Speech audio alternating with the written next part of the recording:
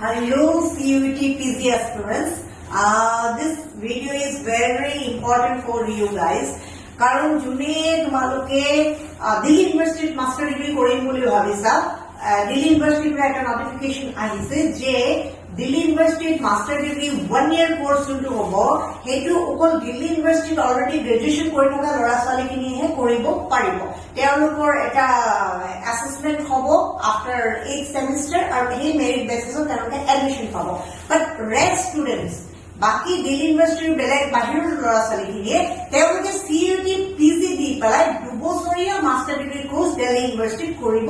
পাৰিব so those student যোনে তোমালোকে CUET PG দি পেলাই হে